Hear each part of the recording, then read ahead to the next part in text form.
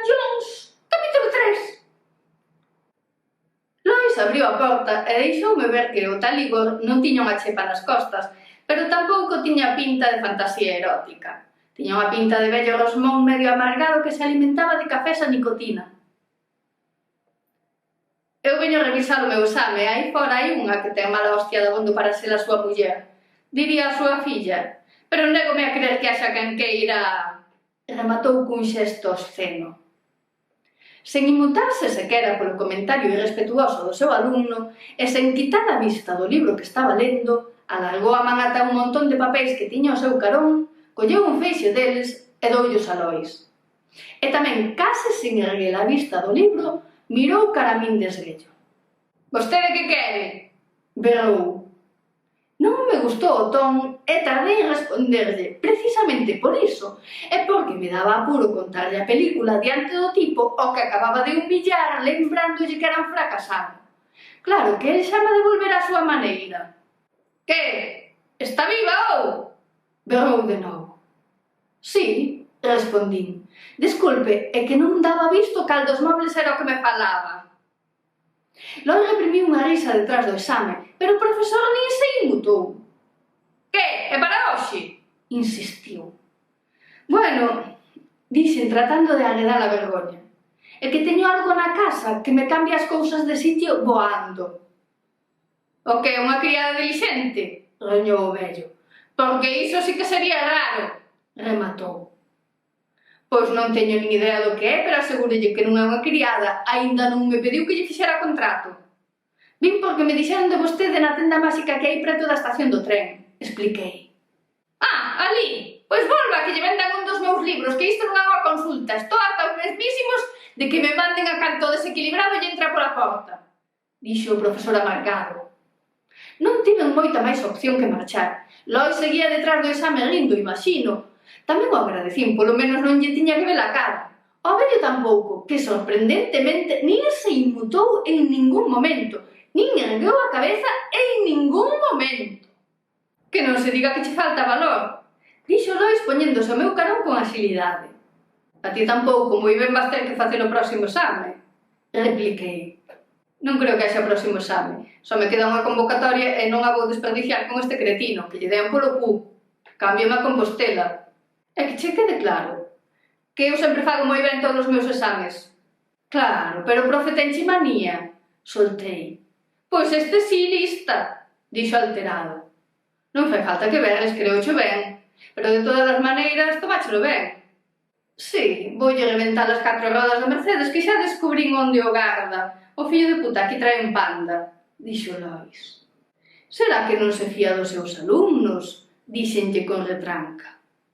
«Será?» rindo. «Queres que lle bote un ollo da tua casa? Este non me aproba, pero no resto saquei todo matrículas, podeche enseñar o certificado se queres». «Non, tranquilo, se o das notas é o que menos me preocupa de ti», dixen. Quería dicir de calquera, porque tampouco era que me referise en concreto a él, pero que non ia levar a miña casa ao primeiro que empatizaba comigo nunha universidade, sobre todo se dentro da universidade o facía nunha facultade como aquela. Que non te confundo das rodas de Mercedes, é unha minucia. O ano pasado cursei a cadera con can de palleiro, pero porque se gustaron, eu non lles obriguei. «Non estou mellorando moito, non?» preguntou con cara de pillabán. «Non, a verdade», respondín.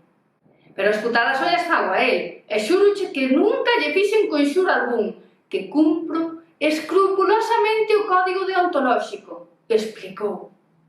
«Xa», dixen. «Veña, tía, que é a primeira vez que teño a oportunidade de ver algo así en vivo», suplicou. «Pero, para que estudades aquí?» preguntei con moita mala idea. «Para solucionar o teu problema», anxou Lois. «Claro, e como mo vas solucionar se nunca te enfrontaches a cousa parecida?» «Estou moi ben documentado. Podo recitarche de memoria todas as referencias bibliográficas que hai sobre o tema.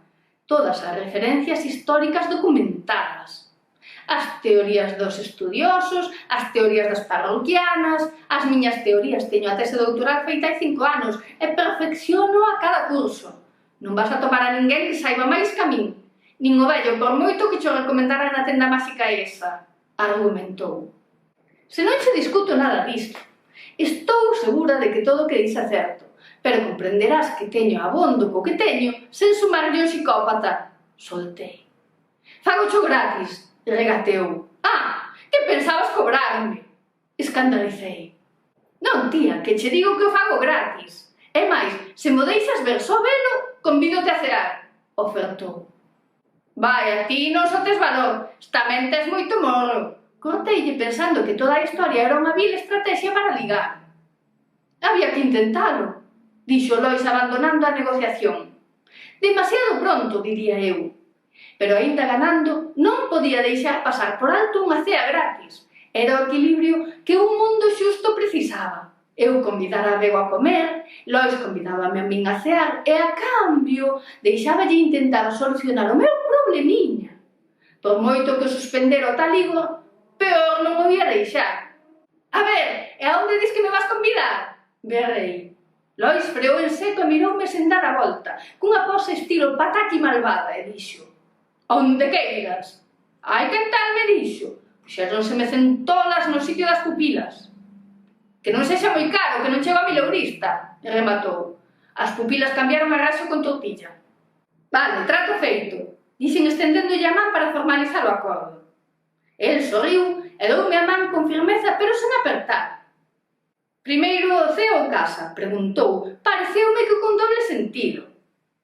Pero eu quería deixarlle claro que aquel era un asunto de negocios e, aínda arriscándome a que non cumprise a súa parte do trato, no que a convidar a cear se refería, díxenlle que primeiro casa